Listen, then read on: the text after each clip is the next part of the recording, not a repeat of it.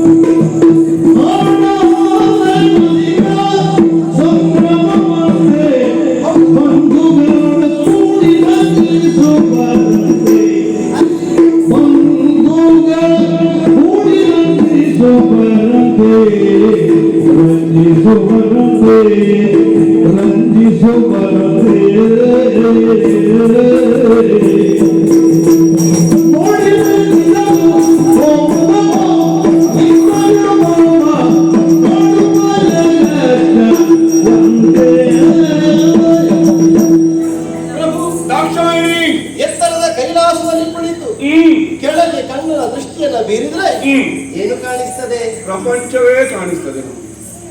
ಹೌದು, ಮೇಲೆ ಕುಳಿತು ನೋಡಿದ್ರೆ ಪ್ರಪಂಚವೇ ಕಾಣಿಸ್ತದೆ. ದೇವನಾದನಿಗೆ ಮೇಲೆ ಕುಳಿತಾ ಇರಬೇಕು ಅಂತಿಲ್ಲ, ಕಣ್ಣು ಮುಚ್ಚಿರಲಿ ಕಣ್ಣು ಬಿಟ್ಟಿರಲಿ ಪ್ರಪಂಚವೇ ನಿಮಗೆ ಕಾಣಿಸ್ತದೆ. ಹೌದು, ಆದ್ರೆ ಒಂದು ಆ ದಾರಿಯನ್ನೊಮ್ಮೆ ನೋಡಿ. ಸುಳ್ಳ ದಾಕ್ಷಾಯಿಣಿ, ಇರುವೆಗಳ ಸಾಲೆ ಹೋದಾಗುಂಟು. ಎಂತದ್ದು ಇರುವೆಗಳ ಸಾಲು? ಏನದು? ನೀವು ಸುಮ್ಮನೆ ಅಣಕ ಮಾಡುದೇ ಏನು? ಇರುವೆಗಳಲ್ಲ, ಆ ದಾರಿಯಲ್ಲಿ ಹೋಗುತ್ತಿರುವವರು ಎಲ್ಲರೂ ಒಂದೇ ವರ್ಣದವರು. ವರ್ಣದವರು? ಹೌದು. ಯಾವ ವರ್ಣದವರು? ಎಲ್ಲರೂ ಬ್ರಾಹ್ಮಣೋತ್ತಮರು. ಹೋಗುತ್ತಾ ಇರುವುದು ಬ್ರಾಹ್ಮಣೋತ್ತಮರು. ಅವರು ಬ್ರಾಹ್ಮಣರು ಅಂತ ಹೇಳಿ ನಿನಗೆ ಹೇಗೆ ಗೊತ್ತಾಯ್ತು ದಾಕ್ಷಾಯಿಣಿ? ಏನು ಗೊತ್ತಾಗದೆ? ಅದು ಅವರನ್ನು ನೋಡಿ ನೀನು ದೂರದಲ್ಲಿ ನೋಡಿದೆ, ಹತ್ತಿರ ಹೋಗಿಯೂ ಗಮನಿಸಿದೆ. ನೋಡಿದಾಗ ಅವರ ಲಕ್ಷಣಗಳಿಂದ ತಿಳಿದು ಬಂತು. ಜನ್ಮದಾರ, ಹಣೆಯಲ್ಲೊಂದು ಬೊಟ್ಟು, ತಲೆಯಲ್ಲೊಂದು ಜುಟ್ಟು, ಕಂಕುಳಲ್ಲಿ ದರ್ಬೆಯ ಕಟ್ಟು, ನೆರಿಗೆ ದೋತ್ರ ಉಟ್ಟು, ಪಂಚ ಲಕ್ಷಣಗಳು. ಇವುಗಳಿಂದ ನೋಡಿದ ಮೇಲೆ ಅವರು ಬ್ರಾಹ್ಮಣರು ಅಂತ ನಿರ್ಧಾರಕ್ಕೆ ಯಾರಿಗೂ ಆಗ್ತದೆ. ಬ್ರಾಹ್ಮಣರೆಲ್ಲರೂ ಜೊತೆಯಾಗಿ ಹೋಗುತ್ತಾ ವಿಶೇಷ ಉಂಟು. ಅಷ್ಟೂ ಮಂದಿ ಬ್ರಾಹ್ಮಣರು ಒಟ್ಟಾಗಿ ಹೋಗುತ್ತಿರುವುದು ನಮ್ಮ ಮನೆಗೆ. ದಾಕ್ಷಾಯಿಣಿ, ನಿನಗೆ ತಲೆ ಹಾಳಾಗಿದೆಯಾ? ಯಾಕೆ? ಇಲ್ಲ, ಇಂಥದ್ದೊಂದು ಪ್ರಯೋಗ ಉಂಟೇನೆ? ಏನಾಯ್ತು? ಎಲ್ಲಿ ತಪ್ಪಿದೆ? ಹೋಗುತ್ತಾ ಇರುವುದು ನಮ್ಮ ಮನೆಗೆ. ಹಾಗೆ ಹೇಳ್ತಾರೆ ಅಲ್ಲ, ಕೇಳಬಾರ್ದೆ? ಬರುತ್ತಾ ಇರುವುದು ನಮ್ಮ ಮನೆಗೆ. ಹೀಗೊಂದು ಪ್ರಯೋಗ ಉಂಟು. ಹೌದು, ವ್ಯಾಕರಣ ತಪ್ಪಿದೆಯಾ ದಾಕ್ಷಾಯಿಣಿ? ಮನೆಯ ಬಗ್ಗೆ ಹೇಳಿದಲ್ಲ, ಮತ್ತೆ ಹೇಗೆ ಕೈಲಾಸ ನಮಗೆ ಮನೆಯೋ ಅಂತೇ ನಮಗೆ ಭೂಲೋಕದಲ್ಲಿ ಇನ್ನೊಂದು ಮನೆ ಇರುವೆ ಪ್ರಭು. ಇಡೀ ಭೂಲೋಕವೇ ನಮ್ಮ ಮನೆ. ಮತ್ತೆ ಇಂಥದ್ದೊಂದು ನಿಖರವಾಗಿದೆ ಅಂತ ಹೇಳ್ಬೇಕು ಅಂತ ಹಾಗಲ್ಲ, ಹೇಗೆ? ವ್ಯಾವಹಾರಿಕವಾಗಿ ಸಂಬಂಧದ ದೃಷ್ಟಿಯಿಂದ ನಮಗೊಂದು ಭೂಲೋಕದಲ್ಲಿ ಮನೆ ಇರುವೆ ಅಂಥದ್ದೊಂದು ಉಂಟು ಅಂತ. ಯಾವುದೇ? ನಿಮ್ಮ ಮಾವನ ಮನೆ. ದಾಕ್ಷಾಯಿಣಿ, ಯಾವುದರ ಕುರಿತಾಗಿ ಹೇಳುವುದೇನು? ನಿಮ್ಮ ಮಾವನ ಮನೆ. ಮಾವನ ಮನೆ? ಹೌದು. ನಿನ್ನ ಅಪ್ಪನ ಮನೆ ಅಂತ ಹೇಳಬಾರ್ದು ನಿನಗೆ? ಯಾಕೆ? ನನ್ನ ಅಪ್ಪ ನಿಮ್ಮ ಮಾವ ಅಲ್ವಾ? ನಿನಗೆ ಅಪ್ಪ ಆದ ಮೊದಲು ನನಗೆ ಮಾವ ಆದ ಮೊದಲು? ಹಾಗಲ್ಲ, ಮೊದಲು ಯಾರು ಹೇಗೆ ಅನ್ನೋದು ಪ್ರಶ್ನೆ ಅಲ್ಲ. ಹದಿಬದೆಯ ಹೆಣ್ಣಾದವಳು ತನ್ನ ಯಾವುದೇ ಸಂಬಂಧವನ್ನಾದ್ರೂ ಪತಿಯ ಮೂಲಕವಾಗಿ ಊರ್ಜಿತದಲ್ಲಿ ಇಟ್ಟುಕೊಳ್ಬೇಕಾಗ್ತದೆ. ನನ್ನ ತಂದೆ, ನನ್ನ ತಾಯಿ, ನನ್ನ ಮನೆ ಅಂತ ಹೇಳಲಿಕ್ಕಿಲ್ಲ. ನಿಮ್ಮ ಮಾವ, ನಿಮ್ಮ ಅತ್ತೆ, ನಿಮ್ಮ ಮನೆ ಅಂತ ಹೇಳಬೇಕು. ಸಂಬಂಧ ಕಲ್ಪಿಸಿಕೊಳ್ಳುವ ಅಲ್ವೇ? ಸರಿಯಪ್ಪ. ಹೋಗುವಲ್ಲಿ ಸದುದ್ದೇಶ ಉಂಟಂತೆ. ನೋಡಿ, ದ್ವಿಜರು ಕೋಪುದನು ನಿಮ್ಮಯ ಮಾವ ಮಾಡುವ ಯಜ್ಞವಂತೆ. ಹೌದು, ನಿಮ್ಮ ಮಾವನನ್ನ ತಂದ ದಕ್ಷಪುಜಾಧೀಶ್ವರ ಹ. ಯಾಗವೊಂದನ್ನು ರಚಿಸುವುದಕ್ಕೆ ಮುಂದಾಗಿದ್ದಾನಂತೆ. ಹೌದಾ? ಆದ್ದರಿಂದಲೇ ಅದರಲ್ಲಿ ಭಾಗವಹಿಸುವುದಕ್ಕೆ ಬೇಕಾಗಿ ಬ್ರಾಹ್ಮಣರೆಲ್ಲ ಒಂದಾಗಿ ಕೋಟಿ ಕೋಟಿ ಸಂಖ್ಯೆಯಲ್ಲಿ ನೆಲೆದು ಹ. ಎಲ್ಲರೂ ಒಂದೇ ಲಕ್ಷ್ಯ ಉಳಿಸಿಕೊಂಡು ಸಾಗಿ ಹೋಗುತ್ತಾ ಇದ್ದಾರೆ. ಲಕ್ಷೋಪಲಕ್ಷ ಸಂಖ್ಯೆಯಲ್ಲಿ ಬ್ರಾಹ್ಮಣರೆಲ್ಲರೂ ಸೇರಿ ಹೋಗುತ್ತಾ ಇರುವುದು ಪ್ರಾಚೀನವರೆಗೆ ಮಾಡುತ್ತಾ ಇರುವುದು ಅಧಿಕವಾದ ಯಾಗ. ಆಡಲೇನಧಿಕ ಸಂಭ್ರಮವಂತೆ. ನಿನ್ನ ಅಪ್ಪನೇ ದೊಡ್ಡ ಅಧಿಕ ಮತ್ತು ಅಧಿಕ ಯಾಗ ಮಾಡ್ಬೇಕು ಅವನು ಇಲ್ಲ ಅಲ್ವಾ? ಆದ್ರೂ ಅವ್ರು ಹೇಳಿದ್ರು ಬ್ರಾಹ್ಮಣರೆಲ್ಲರೂ ಹೋಗುತ್ತಾ ಇದ್ದಾರಂತ ಸೂಚಿಸ್ತಾ ಇದ್ದಾರಂತ ಹ. ಅವರಿಗೆಲ್ಲ ಆಮಂತ್ರಣ ಕೊಟ್ಟವರು ಯಾರೇ? ಪ್ರಭು ಹ. ಇಷ್ಟು ಒಳ್ಳೆಯ ವಿಷಯ ಹ. ನಾನು ನಿಮಗೆ ಹೇಳಿದ್ರು ನಿಮ್ಮ ಮನಸ್ಸಿನಲ್ಲಿ ಯಾವ ವ್ಯತ್ಯಾಸವೂ ಆಗುವುದಿಲ್ಲ. ಹ. ಇದನ್ನು ಕೇಳಿದಾಗ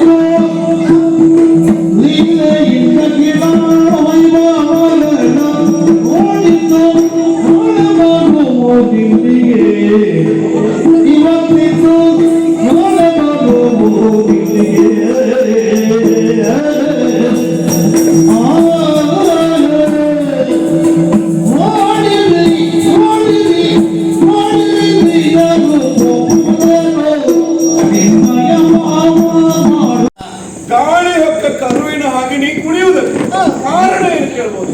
ಅಯ್ಯೋ ಹ. ಕೇಳಿ ಸೈರಿಸಲಿಲ್ಲ ಮನದಲ್ಲಿ ಹೋಗಲಿ. ನನ್ನ ತಂದೆ ದಕ್ಷಪುಜಾಧೀಶ್ವರ ವಿಶೇಷವಾದ ಯಾಗವನ್ನು ಸಂಪನ್ನಗೊಳಿಸುವುದಕ್ಕಾಗಿ ಉತ್ಸುಕರಾಗಿದ್ದಾನೆ. ಹ. ಆದ್ದರಿಂದಲೇ ಹಲವಷ್ಟು ಮಂದಿಗಳನ್ನು ಬಹಳಷ್ಟು ಮಂದಿಗಳನ್ನು ಬರೆಸಿಕೊಂಡಿದ್ದಾನೆ. ಹ. ಈ ವಿಷಯಕವಾಗಿ ಬ್ರಾಹ್ಮಣರೆಲ್ಲ ಕೇಳಿದ್ದೇವೆ. ಆದ್ದರಿಂದಲೇ ನಿಮ್ಮ ಕಡೆಗೆ ಸಾಗಿ ಬಂದಿದ್ದೇನೆ. ಹ. ಪ್ರಭು ಇದು ವೇಳೆ ಕಳೆಯುವುದಕ್ಕೆ ಸಮಯವಲ್ಲ. ಹ. ನಮಗೆ ಸಾವಕಾಶವಿಲ್ಲ. ಏನಿ ನೀವಿಂದಿನಲ್ಲಿ ಎಲ್ಲಾನು ಬರುವುದಕ್ಕೆ ಹೇಳಿ ಹೋಗುವ ಹೋಗುವ. ದಾಕ್ಷಾಯಣಿ ಅವಸರದಿಂದ ಮುನ್ನುಗ್ಗುತ್ತಾ ಇದ್ದ. ಅಲ್ಲ ಒಂದು ದಿವಸ ಇವತ್ತು ಇರುವುದು ನಾನು ಬರುವುದು. ಅಲ್ಲ ಇರುವುದು ಹೌದೇ. ಹ. ಬ್ರಾಹ್ಮಣರೆಲ್ಲರೂ ಸೇರಿ ಹೋಗುತ್ತಾ ಇದ್ದಾರೆ.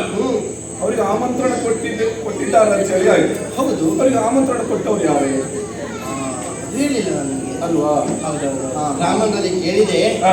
ಅವರು ಮಾತ್ರ ಹೋಗುದಲ್ಲ, ನನ್ನ ಒಡ ಹುಟ್ಟಿದವರು, ನನ್ನ ಬಂಧ ಬಾಂಧವರು ಎಲ್ಲವರಲ್ಲಿ ಹೋಗುತ್ತಿದ್ದಾರೆ ಅನ್ನೋದನ್ನು ಅವರು ಗಮನಿಸಿದ್ದಾರಲ್ಲ.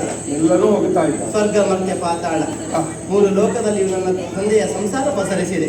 ವಿಶಾಲವಾದ ಸಂಸಾರ ದಕ್ಷ ಪ್ರಜಾದೇವರದ್ದು. ಅದೇ ಹೌದಾಗಿರುವಾಗ ಅವರೆಲ್ಲರಿಗೂ ಆಮಂತ್ರಣವನ್ನು ಕೊಟ್ಟಿದ್ದಾರಂತೆ. ಅವರೆಲ್ಲರಿಗೂ ಕರೆ ಹೋಗಿ ಮುಟ್ಟಿದೆ ಅಂತ ಅದನ್ನ ಮನ್ನಿಸುವುದಕ್ಕಾಗಿ ಅವರೆಲ್ಲವರು ಹೊರಟಿದ್ದಾರೆ. ಸರಿಯಪ್ಪ, ಆಮಂತ್ರಣದ ಮೇಲೆ ಅವರೆಲ್ಲರೂ ಪ್ರಾಚೀನವರೇ ಅಂತ ನಡೀತಾ ಇದ್ದಾರೆ. ಎಲ್ಲಾ ಲೋಕಗಳಿಗೂ ಹೋಗಿದೆ ಆಮಂತ್ರಣ. ಕೈಲಾಸಕ್ಕೆ ಆಮಂತ್ರಣ ಬಂದಿದ್ದೇನೆ. ಬರ್ಲಿಲ್ಲ ನನಗೆ ಗೊತ್ತಿಲ್ಲ. ಮತ್ತೆ ನಾವು ಹೋಗುದು ಸರಿಯಾ? ಅದು ಆಮಂತ್ರಣ ಇಲ್ಲದೆ ಹೋಗುದು ಸರಿಯೇನ? ಅರುಹಿಸದೆ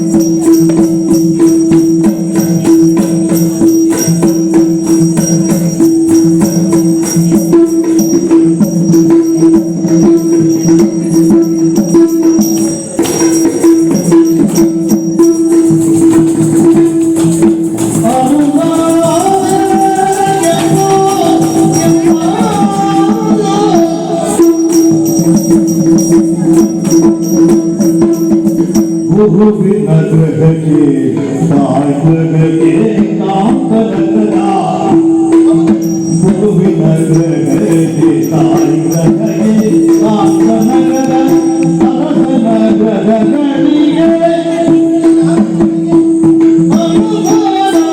ಗ್ರಹಗಳಿಗೆ ಅರುಗಬೇಕೆಂಬುದಿಲ್ಲ ಗುರುವಿನ ಗ್ರಹಕ್ಕೆ ತಾಯ್ಗ್ರಹಕ್ಕೆ ಕಾಂತನಗರ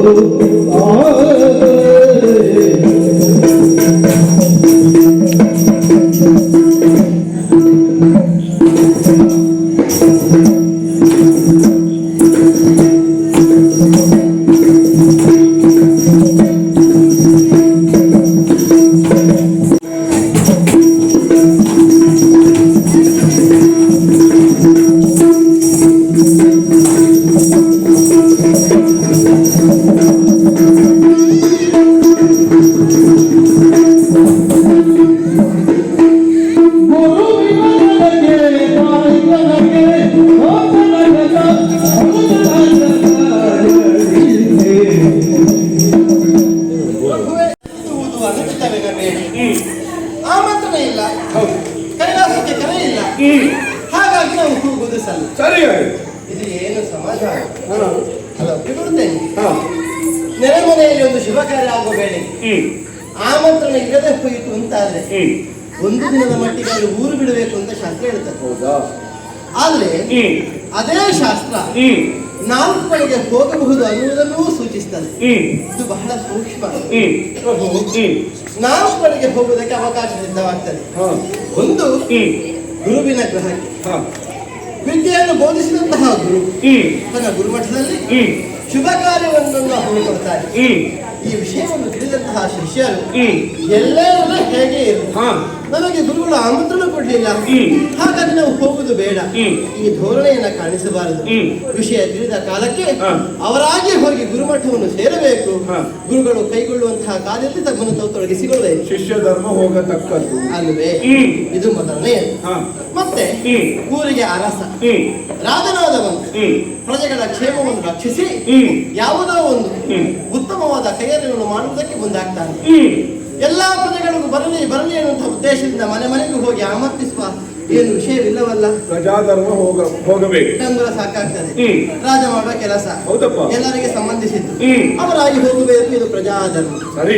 ಮತ್ತು ತಂದೆ ತಾಯಿಗಳ ಮನೆಗೆ ಉದ್ಯೋಗವನ್ನು ಅರಸಿದ ಮಕ್ಕಳು ಅಥವಾ ಇನ್ನಾವುದೋ ಉದ್ದೇಶದಿಂದ ಮಕ್ಕಳಾದವರು ತಂದೆ ತಾಯಿಗಳ ಮನೆಯನ್ನು ಬಿಡಿದು ಹೊರಗಡೆ ಇರಬೇಕಾದಂತಹ ಸ್ಥಿತಿಯಲ್ಲಿ ತಂದೆ ತಾಯಿಗಳಾದವರು ಮಂಗಳ ಕಾರ್ಯವನ್ನು ಕೈಗೊಳ್ಳುವ ವೇಳೆಗೆ ಮಕ್ಕಳಿಗೆ ಆಮಂತ್ರಣ ಕೊಡಬೇಕೆ? ಹೋಗಲೇಬೇಕು. ಧರ್ಮ ಮಕ್ಕಳದವರು ತಿಳಿದು ಬರಬೇಕಾಗ್ತದೆ. ಇದು ಮಕ್ಕಳ ಧರ್ಮ. ಮತ್ತೆ ಇನ್ನೂ ಒಂದು ಉಂಟು, ಗಂಡ ಹೆಣ್ಣಿನ ನ್ಯಾಯ. ಎರಡು ಮಾತು ಬಂದಿರಲಿ ಅಥವಾ ಇನ್ನಾವುದೋ ಕಾರಣ ಇರಲಿ, ಹೆಣ್ಣಾದವಳನ್ನು ಹೆಂಡತಿಯಾದವಳು ತನ್ನ ತವರು ಮನೆಯನ್ನು ಸೇರಿದ ಮೇಲೆ ಮತ್ತೆ ಗಂಡನ ಮನೆಗೆ ಹೋಗಬೇಕು ಅಂತಾದ್ರೆ ಗಂಡನೇ ಬಂದು ಕರ್ಕೊಂಡು ಹೋಗ್ಬೇಕು ನನ್ನನ್ನ. ಹಾಗೆ ಕೂತದ್ದೇ ಹೋಗುದು ಅಂತಂದ್ರೆ ಮತ್ತೆ ಅವಳು ಅಲ್ಲೇ ಇರ್ಬೇಕು, ಅವರ ಮನೆಯಲ್ಲೇ ಇರ್ಬೇಕು. ಹಾಗೆ ಅಡ್ಡ ಮಾಡ್ಲಿಕ್ಕೆ ಅಧಿಪತಿಯ ಧರ್ಮ ಏನ್ ಹೇಳ್ತದೆ? ಸತಿಯಾದವಳು ಅನುಕೂಲೆಯಾಗಿ ತಾನಾಗಿ ಬದುಕಿ ಬರಬೇಕು. ಸತಿ ಧರ್ಮ ಅಲ್ವೇನೆ. ಮತ್ತೆ ಇನ್ನು ಎರಡು ಉಂಟು. ಒಂದು ದೇವರ ದರ್ಶನ, ಮತ್ತೊಂದು ಯಾಗ ದರ್ಶನ. ಇದು ಎರಡೂ ಕಡೆಗೂ ಹೋಗಬಹುದಂತೆ. ಆಗ ಹೇಳಿದ್ರು 4, ಅದಕ್ಕೆರಡು ಸೇರಿಸಿದ 6. ಹಾಗಾಗಿ ಈಗ ನಡೆಯುತ್ತಿರುವುದು ಯಾಗ ಕಾರ್ಯ. ನೀವು ಮನಸ್ಸು ಮಾಡಿ ಹಾ. ನನ್ನನ್ನು ಸ್ಮರಿಸಿಕೊಂಡು ನಮ್ಮವರನ್ನೆಲ್ಲ ಬಳಸಿಕೊಂಡು ನಾವು ಹೋಗೋಣ ಪ್ರಭು. ದಾಕ್ಷಾಯಿಣಿ, ನೀ ಹೇಳಿದ್ದನ್ನ ಅಷ್ಟನ್ನು ಒಪ್ಪಿಕೊಳ್ತೇನೆ. ಆದ್ರೆ ಎಲ್ಲಿ ಹೇಗೆ ಅಂತ ಉಂಟು. ಗುರುಗಳಾದವ ಮಾಡುವಂತಹ ಕಾರ್ಯಕ್ಕೆ ಶಿಷ್ಯನಾದವ ಹೋಗತಕ್ಕದ್ದು. ಹೌದೌದು. ಇಲ್ಲಿ ನಿನ್ನ ಅಪ್ಪ ನನ್ನ ಪಾಲಿ ಗುರುವ ಅದಲ್ಲ ಅಲ್ವಾ? ನೀವು ಲೋಕಗುರು ಅಲ್ವಾ? ಜಗದ್ಗುರು. ರಾಜನಾದವ ಮಾಡುವಂತಹ ಕಾರ್ಯಕ್ಕೆ ಪ್ರಜೆಗಳು ಹೋಗತಕ್ಕದ್ದು. ಇಲ್ಲಿ ನಿನ್ನ ಅಪ್ಪ ನನ್ನ ಪಾಲಿಗೆ ರಾಜನು ಅಲ್ಲಲ್ಲ ಅಲ್ವಾ? ಲೋಕಕ್ಕೆ ನೀವೇ ಅಧಿಕಾರಿ. ಅಪ್ಪನಾಗುವಂತ ಮಾಡುವಂತಹ ಕಾರ್ಯಕ್ಕೆ ಮಕ್ಕಳಾದವರು ಹೋಗತಕ್ಕದ್ದು. ಇಲ್ಲಿ ನಿನ್ನ ಅಪ್ಪ ನನ್ನ ಪಾಲಿಗೆ ಅಪ್ಪನು ಅಲ್ಲ ಅಲ್ಲ ನೀವು ಜಗತ್ಪಿತ. ಗಂಡನಾದವ ಮಾಡುವಂತಹ ಕಾರ್ಯಕ್ಕೆ ಅಲ್ಲ ಗಂಡನ ಮನೆಗೆ ಹೆಣ್ಣಾದವಳು ಹೋಗಲೇಬೇಕು ಅಲ್ವಾ?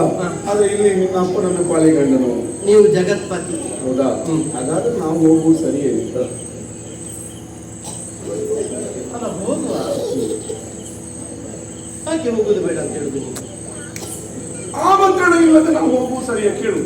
ಆಮಂತ್ರಣ ಇಲ್ಲ. ಅವ್ರು ಒಂದು ಯಾಗ ದರ್ಶನಕ್ಕೆ ಹೋಗುವಾಗ ಅಂತ ಏನಾದ್ರು ಉಂಟಾ?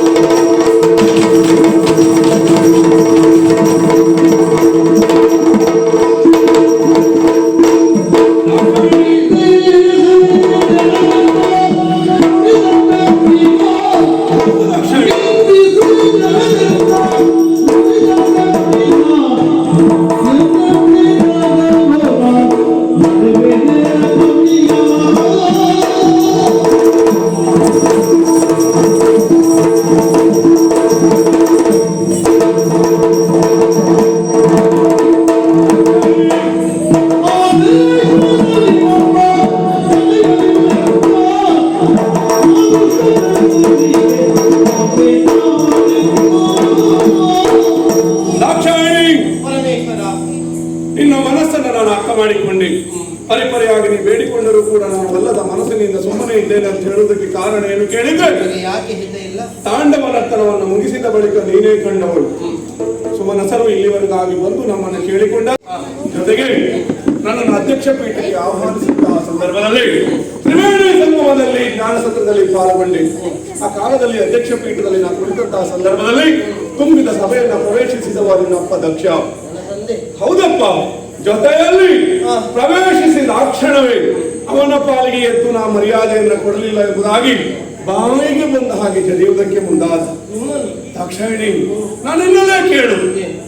ತುಂಬಿದ ಸಭೆಯಲ್ಲಿ ಅಧ್ಯಕ್ಷ ಪೀಠದಲ್ಲಿ ಒಬ್ಬ ಆತ ಕುಳಿತದ್ದೇ ಹೌದು ಅಂತ ಆದ್ರೆ ಸಭೆಗೆ ಬಂದವನನ್ನ ಮಾವ ಭಾವ ಎಂಬುದಾಗಿ ಎದ್ದು ಅವನ ಕಾಲಿಗೆ ಮರ್ಯಾದೆಯನ್ನು ಕೊಟ್ಟದ್ದೇ ಹೌದು ಅಂತ ಆದ್ರೆ ಪೀಠಕ್ಕೆ ನಾವು ಮಾಡುವುದು ಅವಮಾನ ಅಲ್ವೇನು? ಆ ಉದ್ದೇಶದಿಂದಲೇ ನಾ ಸುಮ್ಮನೆ ಕುಳಿತೆ. ಸಾವಿರ ಮಂದಿ ಒಳಗಾದ ಅಪಮಾನ ಸಾವಿಗೆ ತಾನೇ ಸಮಾನ. ಬಾಯಿಗೆ ಬಂದ ಹಾಗೆ ಜರಿದಿದ್ದಾನೆ. ಅದಕ್ಕಾಗಿ ನಾ ಸುಮ್ಮನೆ. ಅಷ್ಟು ಮಾತ್ರ ಅಲ್ಲ, ಇಲ್ಲಿಯವರೆಗೆ ಇಂತಹ ಒಂದು ಕೃತ್ಯವನ್ನು ನಾವು ಮಾಡ್ತಾನೆ ಅಂತ ಆದ್ರೆ ಕಾರಣ ಏನು ಗೊತ್ತಾ ಪ್ರಭು? ಶೀಘ್ರ ಕೋಪಿಗಳು ದೀರ್ಘ ದ್ವೇಷಿಗಳು ಅನ್ನುವ ಹಾಗೆ ಎರಡು ಬಗೆಯ ಪ್ರಪಂಚದಲ್ಲಿ ಎನ್ನಯ್ಯನ ಸ್ವಭಾವ ಏನು ಅಂತ ನಿಮಗೆ ಚೆನ್ನಾಗಿ ಚೆನ್ನಾಗಿ ತಿಳಿದಿದ್ದೀರಿ. ಕೋಪ ಬೇಗ ಬರ್ತದೆ, ಮೂಗಿನ ತುದಿಯಲ್ಲೇ ಅವರಿಗೆ ಕೋಪ, ಅಂದ್ರೆ ಶೀಘ್ರ ಕೋಪಿಗಳು. ಆದ್ರೆ ದೀರ್ಘ ದ್ವೇಷಿಗಳಲ್ಲ. ಇಂದೂ ಆದ ಪ್ರಕರಣ ಈಗ ಮರೆತಿರಬಹುದಲ್ವೇ? ಮಗಳಾಗಿ ನೀ ಆಲೋಚನೆ ಮಾಡಿದ್ದು ತಪ್ಪಲ್ಲ ದಾಕ್ಷಾಯಿ.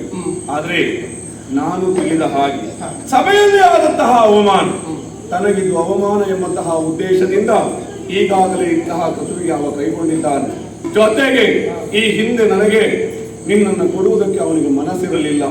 ಇದೇ ದ್ವೇಷವನ್ನ ಇಟ್ಟುಕೊಂಡು ಇಂತಹ ಕೃತ್ಯಕ್ಕೆ ಅವ ಮನ ಮಾಡಿದ್ದಾನೆ. ಆದ್ದರಿಂದ ಆಮಂತ್ರಣ ಇಲ್ಲದೇ ಇರುವಂತಹ ಪ್ರದೇಶಕ್ಕೆ ನಾನಂತೂ ಹೋಗಲಾರೆ ದಾಕ್ಷಾಯಿ. ಮರೆತು ನಮ್ಮನ್ನು ಆಮಂತ್ರಿಸದೆ ಉಳಿದದ್ದಲ್ಲ. ದ್ವೇಷ ಸಾಧನೆಗೆ ಬೇಕಾಗಿ ಎನ್ನಯ್ಯ ಈ ಕೃತವನ್ನು ಕೈಗೊಂಡಿದ್ದಾರೆ. ಇದು ದುಷ್ಟಕೃತು. ಹಾಗಾಗಿ ಹೋಗುವಲ್ಲಿ ನಿಮಗೆ ಮನಸ್ಸಿಲ್ಲ ಪ್ರಭು. ಮಾವ ಅಳಿಯನನ್ನ ಬಯ್ಯಬಹುದು, ನಿಂದಿಸಬಹುದು. ಆದರೆ ಲೋಕದೇವನನ್ನು ಲೋಕಾಧ್ಯಕ್ಷನನ್ನು ಜರಿಯುವ ಅಧಿಕಾರ ಪ್ರಪಂಚದಲ್ಲಿ ಯಾವನಿಗೂ ಇಲ್ಲ. ನಿಮ್ಮ ನೋವು, ಸಂಕಟ, ಅಪಮಾನ ನನಗೆ ಅರ್ಥವಾಗ್ತದೆ. ಅಳಿಯನಾಗಿ ಲೋಕದೇವನಾಗಿ ನೀವು ಹೋಗುವುದು ಸಲ್ಲ. ಆದ್ರೆ ನಾನು ಮನಳಿದ್ದೇನೆ. ನನ್ನಲ್ಲಿ ಎನ್ನಯ್ಯನಿಗೆ ಯಾವ ದ್ವೇಷವಿರುವುದಕ್ಕಿಲ್ಲ. ನೀವು ಬರುವುದು ಬೇಡ, ನಾನು ಹೋಗ್ತೇನೆ. ನೀನು ನಾನು ಹೋಗ್ತೇನೆ. ನಾನಂತೂ ಅಲ್ಲಿಗೆ ಹೋಗುವುದಿಲ್ಲ. ನೀವು ಬರಬೇಡಿ. ಹೋಗುವ ಮನಸ್ಸು ನನಗಿಲ್ಲ. ನಾನು ಹೋಗ್ತೇನೆ. ನೀನು ಹೌದು. ನೀನು ನಾನು ಹೋಗುವುದಿಲ್ಲ. ನೀನು ಹೋಗುವುದು ಬೇಡ.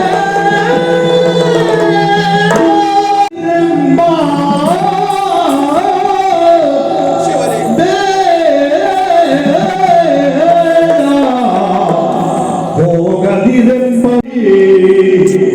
ಕೆಡಿಸದಿರೆಂಬ ಪತಿಯನ್ನು ಕಾಡಿದಳು,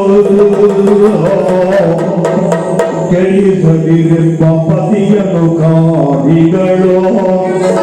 ಕಮಲಾಕ್ಷಿಯೇ ಪತಿಯನ್ನು ಕಾಡಿದಳು, ಕಮಲಾಕ್ಷಿಯೇ ಕಂಬನಿ ನುಪ್ಪಿಗೋಡಿರುತ್ತಾ ಬೇಡ ಹೋಗದಿರೆಂಬ ವಚನವನಾಡಿ ಕೆಡಿಸದಿರೆಂಬ ಪತಿಯನ್ನು ಕಾಡಿದಳು. ಕಮಲಾಕ್ಷಿಯೇ ಕಂಬನಿ ನುಪ್ಪಿಯೇ ಓಡಿರುತ್ತಾ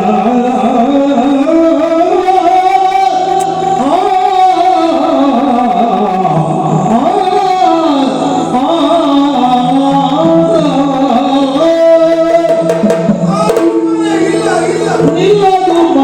ಮನದಲ್ಲಿ ಹೋಗಲೇ.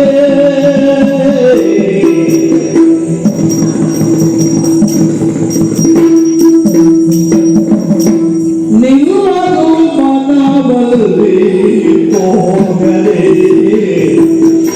ನಿಲ್ಲದು ಮನದಲ್ಲಿ ಹೋಗಲೇ.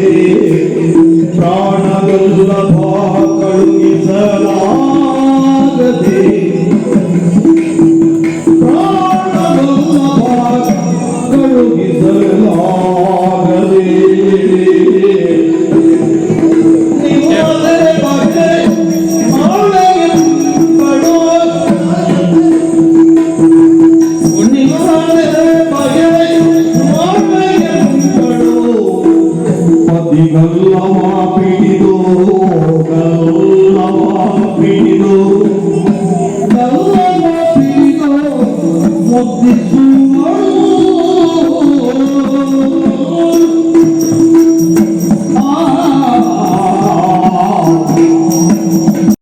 ದಾಕ್ಷಾಯಿಣಿ, ಹೋಗುವುದು ಬೇಡ. ಅಯ್ಯೋ ತಮ್ಮಯ್ಯ, ಮತ್ತೆ ಹಾಗೆ ಹೇಳದ ವಿಷಯವನ್ನೇ ಹೇಳದಿರು. ಹೋಗುವುದು ಬೇಡ ಎಂದಾಡಿದ ನಾಲಿಗೆಯಲ್ಲಿ ಮತ್ತೆ ದಾಕ್ಷಾಯಿಣಿ ಹೋಗಿ ಬಾ. ಹೀಗೆ ಮಧುರವಾಗಿ ಮೃದುವಾಗಿ ಆಡುವುದಕ್ಕೆ ಮನಸ್ಸು ಮಾಡುವುದು ತಾವಳು. ಅಲ್ಲದೆ ನಿಮ್ಮ ನಾಲಿಗೆಯಿಂದ ಬಂದಂತಹ ಪ್ರತಿಯೊಂದು ಮಾತು ಅದು ಪ್ರಭು ಸಂಹಿತೆ, ಅದು ಲೋಕಕ್ಕೆ ಆದರ್ಶ, ಅದು ವೇದಕ್ಕೆ ಸಮಾನವಾದದ್ದು. ಅದನ್ನು ಧಿಕ್ಕರಿಸುವ ತಿರಸ್ಕರಿಸುವ ಅಧಿಕಾರ ಪ್ರಪಂಚದಲ್ಲಿ ಯಾರಿಗಿದೆ, ಯಾವನಿಗಿದೆ ಹೇಗೆ?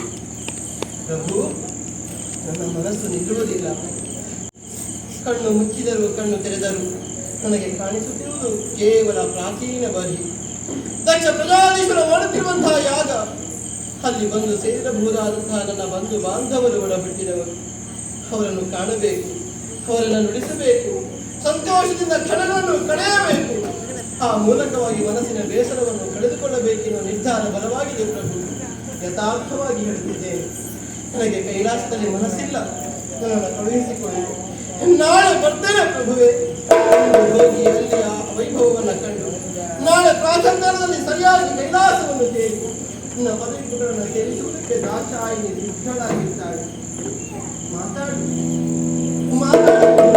ಮಾತಾಡದಿರುವುದೇ ಎಂಬಳು.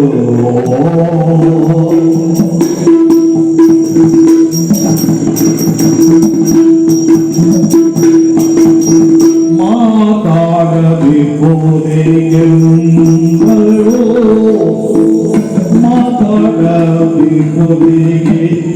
ಎಂಬಳು.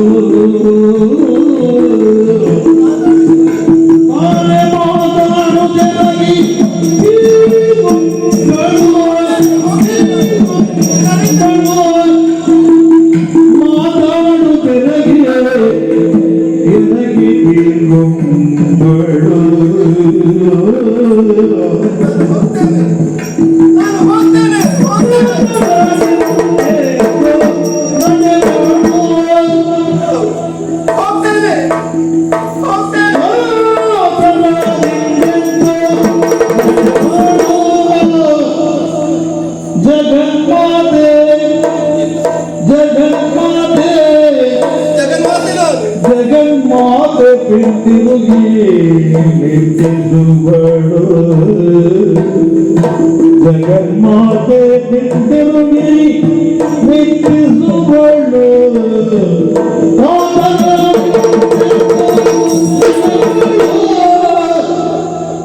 ಜಗನ್ಮಾತೆ ಹಿಂದಿರುಗಿ ಮೆಚ್ಚಿಸುವಳು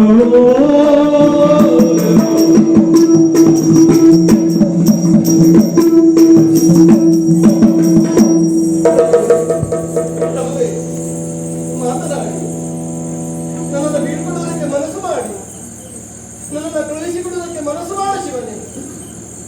ಮಾತಿಲ್ಲ, ನನ್ನಲ್ಲಿ ಮಾತನಾಡುವುದಕ್ಕೆ ನಿಮಗೆ ಮನಸ್ಸಿಲ್ಲ, ನಿಮಗೆ ನನ್ನಲ್ಲಿ ಹಿತ ಇಲ್ಲ. ಮನಸ್ಸಿಗೆ ನೀಡುವುದಕ್ಕೆ ಕೇಳುವುದಿಲ್ಲ. ನೀವು ಮಾತನಾಡದೆ ಬಿಡಿದ್ರೆ ನಾನು ಹೋಗ್ತೇನೆ.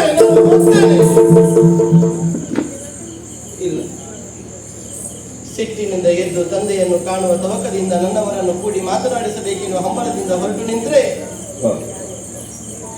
ಕಾತರದಿಂದೆದ್ದು ನಡೆಯುವುದಕ್ಕೆ ಮುಂದಾದರೆ ನೆರೆದ ಮಂದಿಗಳು ನನಗೆ ನೆನಪಿಸುತ್ತಿದ್ದಾರಲ್ಲ, ಪ್ರಮಥರು ನನಗೆ ಕಣ್ಣೀರನ್ನು ಸುರಿಸುತ್ತಾ ಮನವರಿಕೆ ಮಾಡಿಸುತ್ತಿದ್ದಾರೆ. ಜಗನ್ಮಾತೆ ನೀನು ಲೋಕತಾಯಿ, ಗೌರಿ ಶಂಕರರು ಪರಸ್ಪರ ಅಗಲುವುದಕ್ಕುಂಟೆ, ದೇಹವನ್ನು ಬಿಟ್ಟು ಪ್ರಾಣ ಉಳಿಯುವುದಕ್ಕುಂಟೆ. ದೇಹಕ್ಕೆ ಪ್ರಾಣಕ್ಕೆ ದೇಹವೇ ಆವರಣವಾಗ್ತದೆ.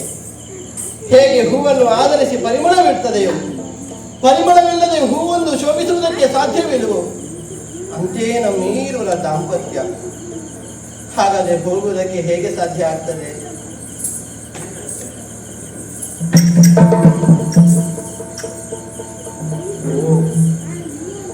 ನಾನೆಂತಹ ಹೆಣ್ಣು, ಸಿಟ್ಟಿನಿಂದ ಒಂದೇ ಕ್ಷಣಕ್ಕೆ ಉದ್ವೇಗವನ್ನ ಹೊರಟು ನಿಂತೆ. ಇದು ನನ್ನವರ ಸಿಟ್ಟಲ್ಲ, ಗಮನಿಸಿದರೆ ಕಾಲು ಅಲ್ಲಾಡ್ತಾ ಇದೆ, ಆಡಿಸ್ತಾ ಇದ್ದಾರೆ. ನಟಶೇಖರ ನಟ ಭಯಂಕರ, ನಟಶೇಖರನ ಹೆಂಡತಿ ಅಲ್ವಾ? ಇವರೇ ಇಷ್ಟು ನಟನೆ ಮಾಡ್ತಾರಂತಾದ್ರೆ ಇವರ ಹೊತ್ತಿಗೆ ಇದ್ದು ಇಷ್ಟು ದಿವಸ ಸಂಸಾರ ಮಾಡಿ ಸ್ವಲ್ಪ ಆಗುವುದಕ್ಕೆ ಸ್ಪಂದನೆ ಕೊಡುವುದು ಬೇಡವಾ? ಇವರ ಗುಟ್ಟು ನನಗೆ ಗೊತ್ತು.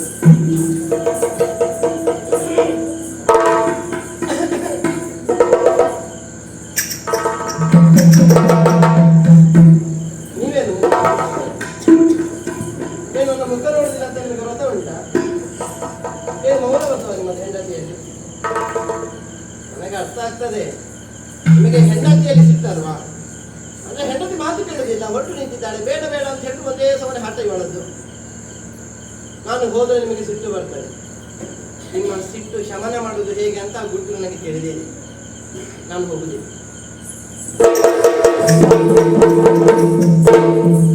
ನನಗೆ ಗೊತ್ತುಂಟು, ಮಾತು ಬರ್ತದಾ? ನನ್ನ ಹೆಂಡತಿ ಜಾಣೆ ಎಂಬುದಾಗಿ. ನೀವು ಕಡಿಮೆ. ಗಂಡನ ಮನಸ್ಸು ನಿನಗೆ ಅರ್ಥ ಆಗುತ್ತದೆ ಅಂತ ಹೇಳಿ ನನಗೆ ಮೊದಲೇ ಗೊತ್ತಿತ್ತು. ಹೋಗುವುದಿಲ್ಲ ಅಂತ ಆಯ್ತು, ಮತ್ತೆ ಆಲೋಚನೆ ಮಾಡುವುದು. ಸುಮ್ಮನೆ ಯಾಕೆ ಹೋಗುದು? ಅವರಿಗೆ ಮಕ್ಕಳನ್ನು ಅಭಿಮಾನ ಇಲ್ಲ, ಹೌದು. ಮತ್ತೆ ನನಗೆ ತಂದೆ ತಾಯಿಯನ್ನು ಗೌರವ ಯಾಕೆ? ನಾನು ಹೋಗುದಿಲ್ಲ. ಹೋಗಬೇಕು. ನಾನು ಹೋಗುದಿಲ್ಲ. ಆಯ್ತಪ್ಪ, ನಾನು ಹೋಗುದಿಲ್ಲ. ನಿನ್ನ ಮನಸ್ಸು ಸರಿಯಾಗಿರಬೇಕು. ಇಲ್ಲಿಯವರೆಗೆ ಹೋಗುವ ಕಾತರದಲ್ಲಿದ್ದವಳು ನೀನು. ಆದ್ದರಿಂದ ಯಾರು ಇನ್ನೊಂದೇನ ಬರ ಹೇಳಿ ಪ್ರಪಂಚ ಪರ್ಯಟನೆ ಮತ್ತೆ ನಂಗೇನು ಸೇರಿಕೊಂಡು ಹೌದು, ಮನಸ್ಸು ಸಮಾಧಾನ ಆಗ್ಬೇಕಲ್ಲ. ಸಮಾಧಾನ ಅದು ಯಾವತ್ತೂ ಹೋಗುದು ಇದ್ದದ್ದೇ ಯಾವಾಗಲೂ ಮನಸ್ಸಿಗೆ ಬೇಸರ ಆದಾಗ ನಮ್ಗೆಯನ್ನು ಕರೆಯುವುದು ಪ್ರಪಂಚ ಪರ್ಯಟನೆ. ನನಗೆ ಅದೇ ನೆನಪು ಬರ್ತದೆ. ಮನಸ್ಸು ಹಾ, ಏನು ನಿನ್ನ ಪಾಲಿಗೆ ಒಂದು ಕಥೆ ಹೇಳ್ತೇನೆ, ನೀ ಸರಿಯಾಗಿ ಕೇಳಬೇಕು. ಕೊನೆಗೊಂದು ಪ್ರಶ್ನೆ ಉಂಟು, ಪ್ರಶ್ನೆ ಆ ಉತ್ತರ ನೀನೇ ಕೊಡಬೇಕು. ಯೌವನಕ್ಕೆ ಬಂದಂತಹ ಒಬ್ಬ ಮಗ, ಯೌವನದಲ್ಲಿಯೇ ತನ್ನ ಹೆಂಡತಿಯನ್ನು ಕಳೆದುಕೊಂಡಂತಹ ಒಬ್ಬ ಅಪ್ಪ, ಇಬ್ಬರು ಜೊತೆಯಾಗಿ ಕನ್ಯಾನ್ವೇಷಣೆಗೆ ಹೋಗುತ್ತಾರೆ.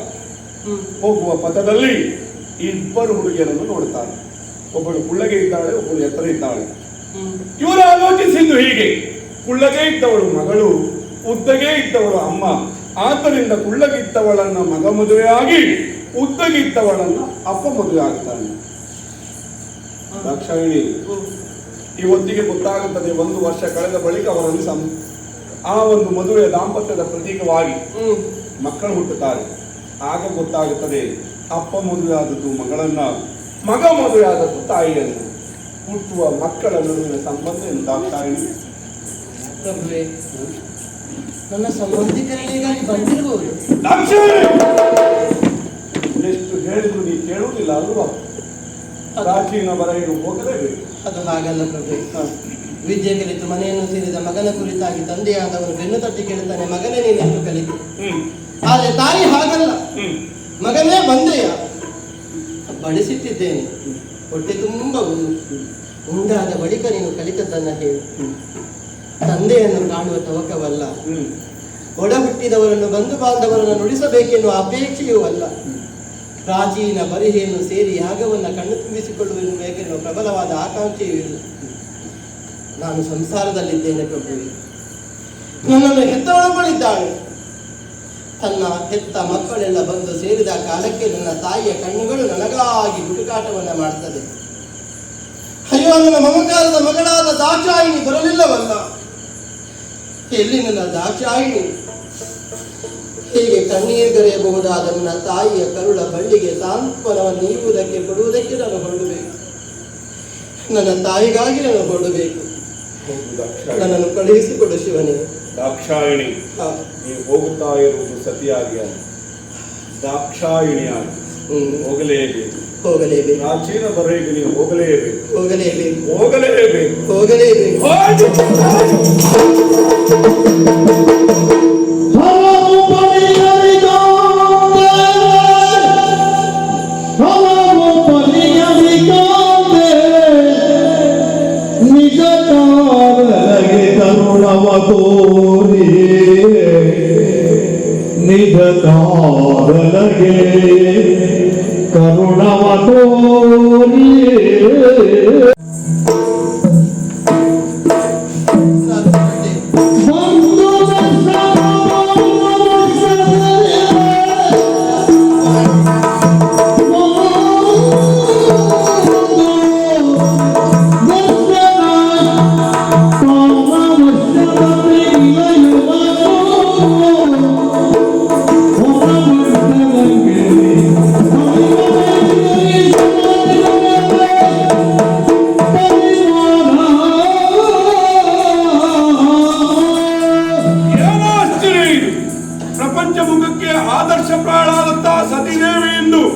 ಪತಿಯ ಮಾತನ್ನು ಧಿಕ್ಕರಿಸಿ ಪ್ರಾಚೀನ ಬರಹಿಯತ್ತ ನಡೆದ ಬಿಟ್ಟಳೆ. ಯಾಕೆ ವಿಪರ್ಯಾಸ? ಸತಿಗೆ ಬಂದಂತಹ ಆಪತ್ತು ಪತಿಯ ಮಾತನ್ನು ಮೀರಿ ನಡೆಯುತ್ತಾಳೆ ಅಂತಾದರೆ ಇದರ ಕುರಿತಾಗಿನ ಆಲೋಚನೆಯನ್ನು ಮಾಡಲೇಬೇಕು. ಯಾರಲ್ಲಿ ಪ್ರಮದಾದಿಗಳು ತಾಯಿಯನ್ನು ಅನುಸರಿಸಿ